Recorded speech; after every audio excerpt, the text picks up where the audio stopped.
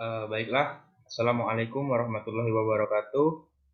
Sebelumnya, perkenalkan nama saya Rio Anugrah Utama dengan NIM 21060032 yang pada saat ini saya masih berada di semester 3. Pada pertemuan kali ini saya akan membuat tugas untuk memenuhi tugas yang telah Bapak berikan, yaitu membuat video penjelasan mengenai pertemuan pertama, yaitu mengenai teori pendugaan statistik.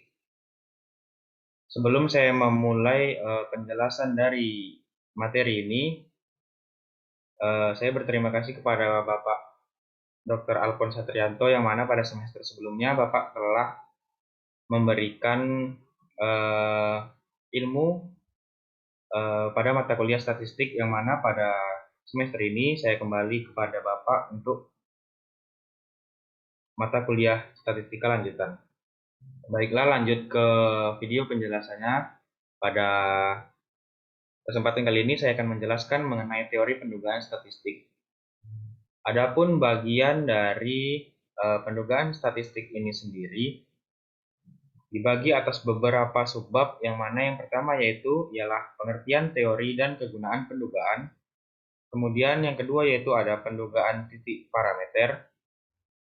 Yang ketiga yaitu ada pendugaan interval. Selanjutnya ada kesalahan standar dari rata-rata hitung sampel. Kemudian ada kesalahan standar dari rata-rata kemudian selanjutnya yaitu menyusun interval keyakinan, kemudian interval keyakinan rata-rata dan proporsi. Selanjutnya ada interval keyakinan, selisih rata-rata dan proporsi, serta memilih ukuran sampel. Adapun penduga tunggal sebagai fungsi unsur populasi. X bar atau SD sama dengan fungsi buka kurung X1, X2 sampai Xn, di mana X bar sama dengan 1 per N A X1. X bar sama dengan 1 per N dikalikan dengan X1 ditambahkan X2 sampai Xn. Kemudian yang kedua yaitu ada standar deviasi, S kuadrat sama dengan 1 per N min 1 A buka kurung X dikurangi X bar kuadrat. Adapun rumus lainnya ialah standar deviasi ataupun S kuadrat sama dengan 1 per N min 1. Kemudian sama seperti X bar yang sebelumnya, standar deviasi memiliki rumus yang sama. Kemudian sifat-sifat penduga, yang pertama yaitu ada penduga tidak bias. Penduga titik dikatakan tidak bias ataupun unbiased estimator jika di dalam sampel random yang berasal dari populasi rata-rata atau nilai harapan expected value dari statistik sampel sama dengan parameter populasi atau dilambangkan dengan E X bar sama dengan. Adapun contoh gambar A yaitu penduga bersifat tidak bias, dan gambar yang B yaitu penduga bersifat bias.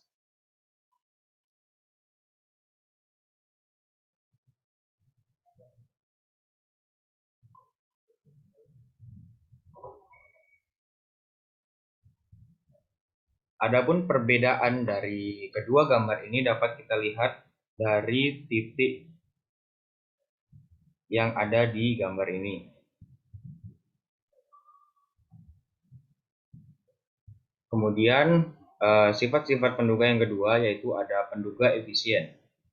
Penduga yang efisien atau efficient estimator adalah penduga yang tidak bias dan mempunyai variance kecil X kuadrat dari penduga-penduga lainnya.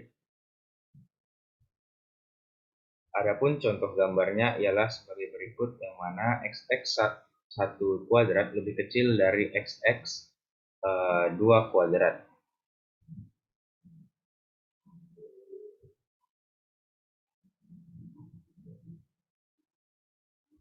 Kemudian selanjutnya yaitu definisi mengenai penduga konsisten.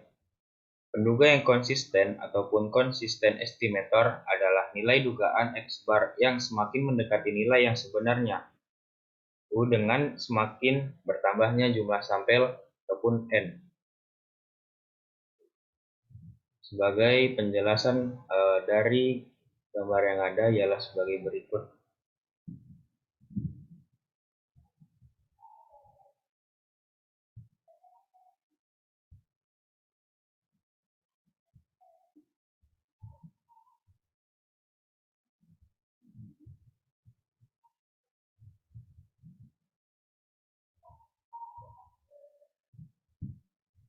Perbedaan kecil besarnya penduga konsisten yang ada pada gambar ini adalah semakin tinggi dari sampel yang ada, maka semakin besar pula penduga konsisten yang ada.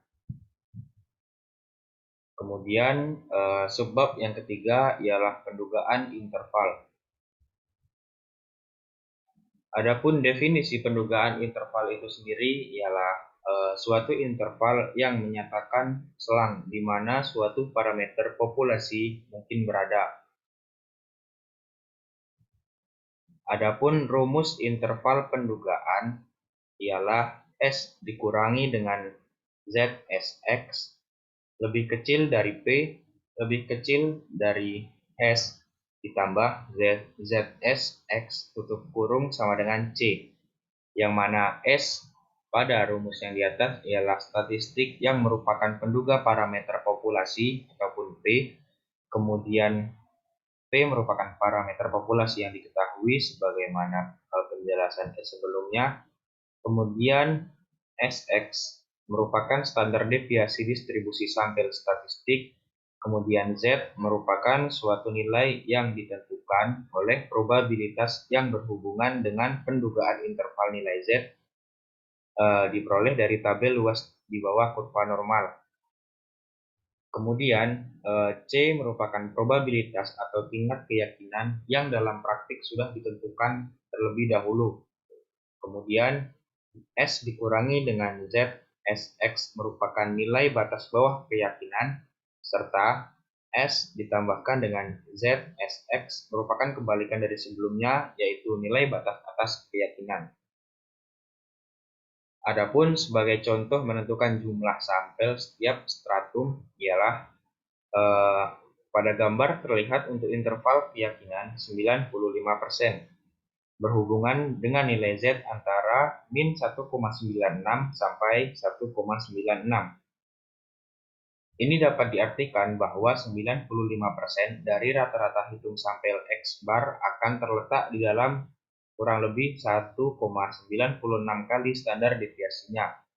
Sedangkan untuk keyakinan 99%, maka rata-rata hitungnya juga akan terletak di dalam lebih ataupun kurang dari 2,58 kali standar deviasinya.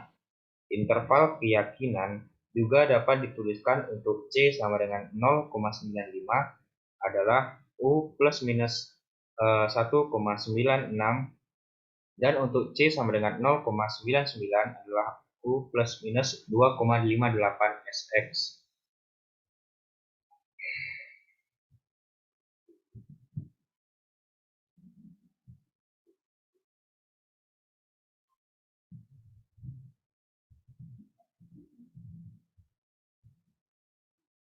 Kemudian, luas kurva adalah satu dan simetris, yaitu sisi kanan dan kiri luasnya sama, yaitu 0,5. Nilai C sama dengan 0,95. Apabila dibagi menjadi dua bagian simetris, maka menjadi 0,4750 yang diperoleh dari 0,95 dibagi dengan 2. Apabila digunakan tabel luas di bawah kurva normal untuk probabilitas 0,4750, maka akan diperoleh nilai Z sebesar 1,96. Begitu juga untuk C sama dengan 0,99, maka probabilitasnya adalah 0,99 dibagikan dengan 2, yang mana hasilnya ialah 0,4950. Nilai probabilitas ini terhubung dengan nilai Z sama dengan 2,58. Setelah menemukan nilai Z dan standar deviasinya, maka dapat dibuat interval keyakinan dengan mudah. Misalnya untuk C sama dengan 0,95 adalah P buka kurung min 1,96 Sx kurang dari standar deviasi kurang dari plus 1,96 Sx, tutup kurung sama dengan 0,95.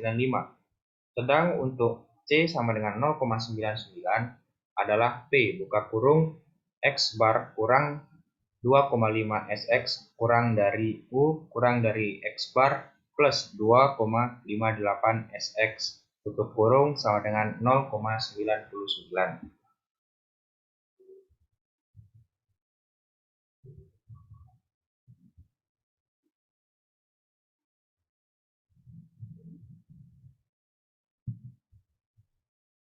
Selanjutnya yaitu ada contoh menentukan jumlah sampel setiap stratum. Pada gambar di atas, terlihat bahwa interval 1 dengan nilai rata-rata X interval 95 dengan rata-rata X bar 95 mengandung nilai parameternya, yaitu hanya X bar 96 sampai X bar 100 atau 5% interval saja yang tidak dari statistik mengandung U.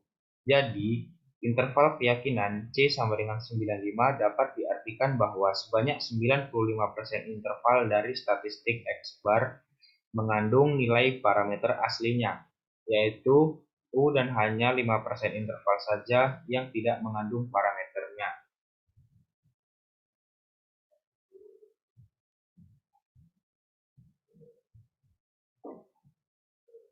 Kemudian masuk ke subbab yang keempat, yaitu kesalahan standar dari rata-rata hitung sampel. Nah, kesalahan standar dari rata-rata hitung sampel merupakan standar deviasi distribusi sampel dari rata-rata hitung sampel. Kesalahan standar dari rata-rata hitung dihitung dengan rumus, yaitu yang pertama yaitu untuk populasi yang tidak terbatas, N per N kurang dari 0,05, maka rumusnya ialah XX sama dengan S dibagi akar N. Sedangkan untuk populasi yang terbatas dan N per N lebih besar dari 0,05, maka rumusnya ialah SX sama dengan S dibagi dengan akar N, kemudian dikali dengan akar N kurang N per N dikurangi 1, yang mana bentuk yang seperti O merupakan standar deviasi populasi, kemudian SX merupakan standar error ataupun kesalahan standar dari rata-rata hitung sampel, kemudian N yang kecil merupakan jumlah atau ukuran sampel, sedangkan N besar merupakan jumlah atau ukuran populasi.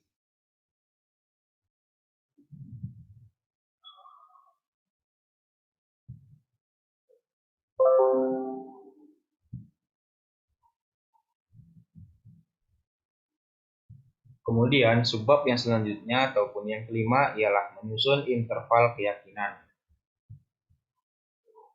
Adapun interval keyakinan untuk rata-rata hitung memiliki rumus yaitu X bar plus minus Z sigma per 2S per akar N. Untuk populasi yang terbatas, faktor koreksi menjadi akar N dikurangi N dibagi N dikurang 1. Nilai X bar merupakan rata-rata dari sampel, sedangkan Z untuk beberapa nilai C yang disajikan sebagai berikut.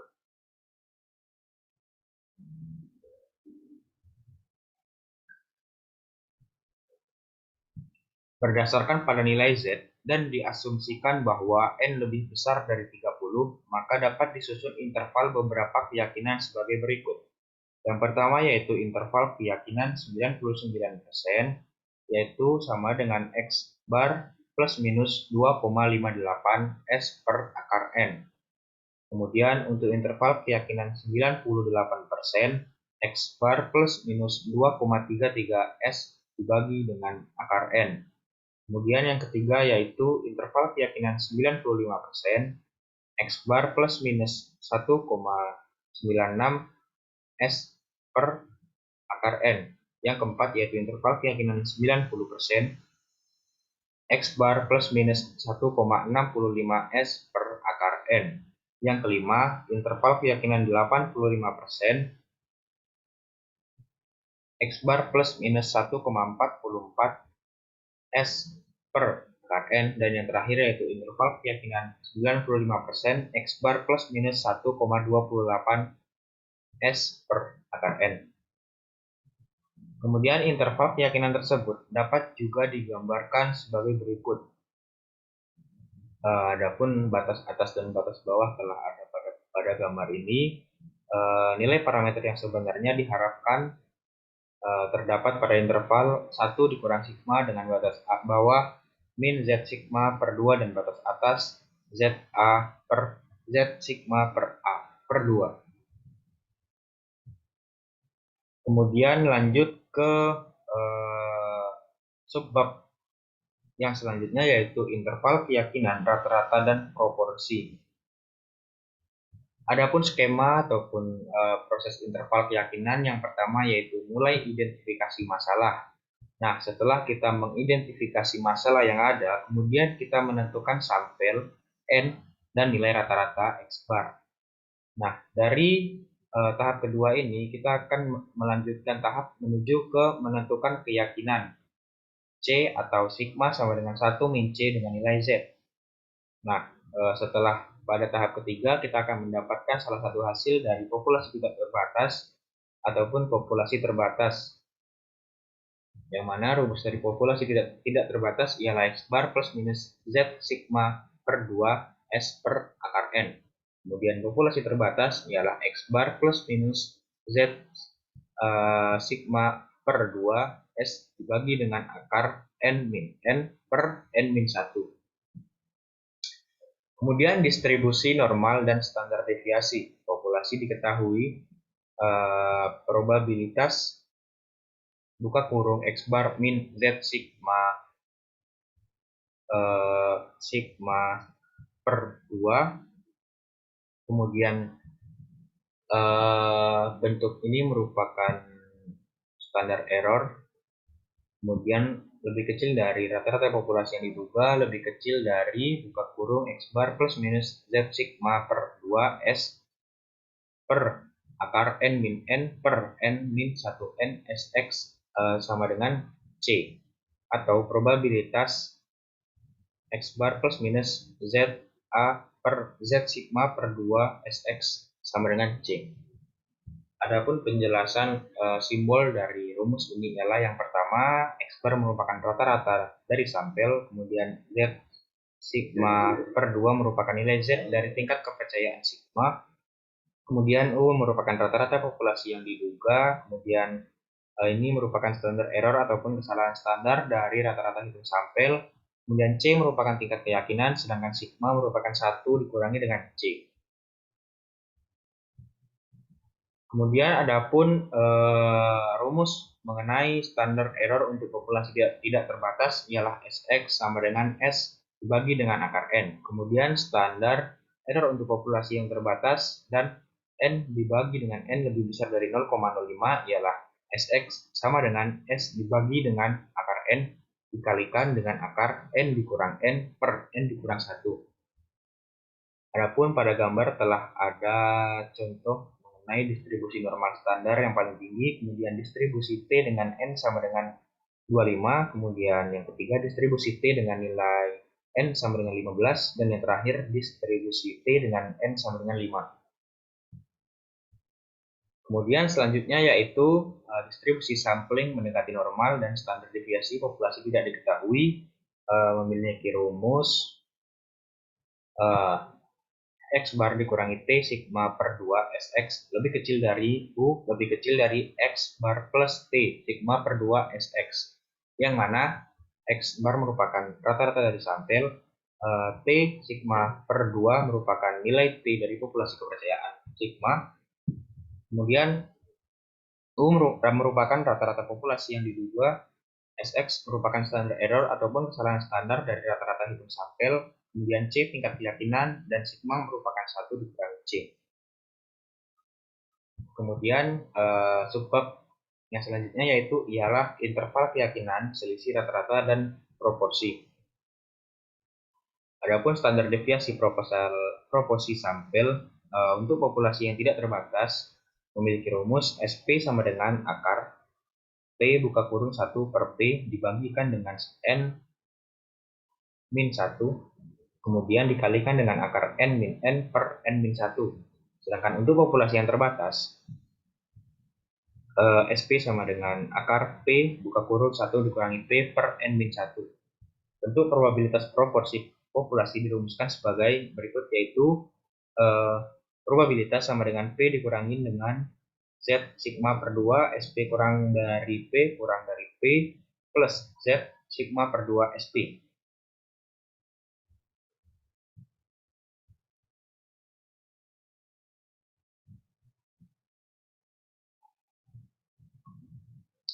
Adapun sebab yang terakhir yaitu memilih ukuran sampel. Interval keyakinan untuk selisih rata-rata, adapun rumus probabilitasnya ialah sebagai berikut. Kemudian di mana standar error dari nilai selisih rata-rata adalah standar deviasi X1 dikurangin X2 sama dengan akar standar deviasi kuadrat X1 dibagi dengan N1 ditambahkan dengan standar deviasi 2 X2 dibagi dengan N2.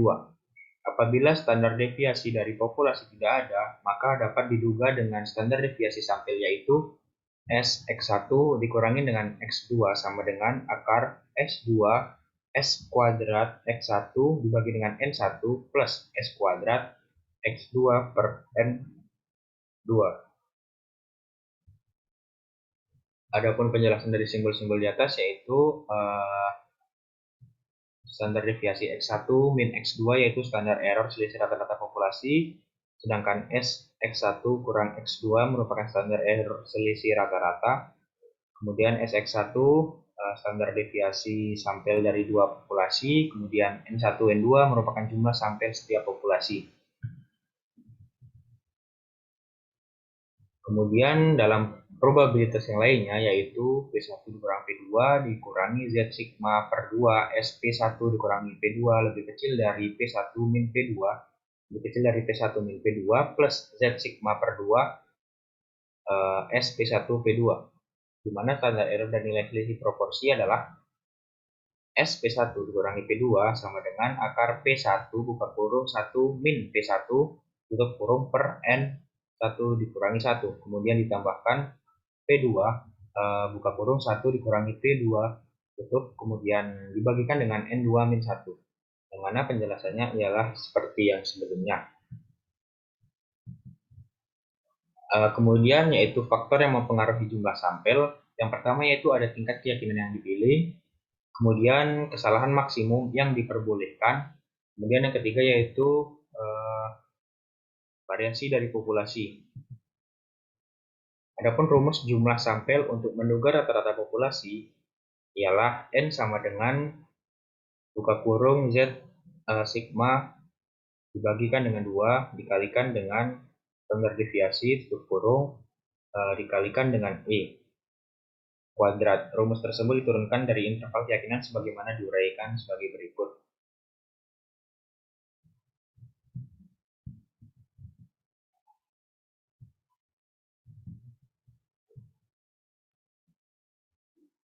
Adapun untuk mendapatkan rumus jumlah sampel dalam pendugaan proporsi populasi dapat diturunkan sebagai berikut.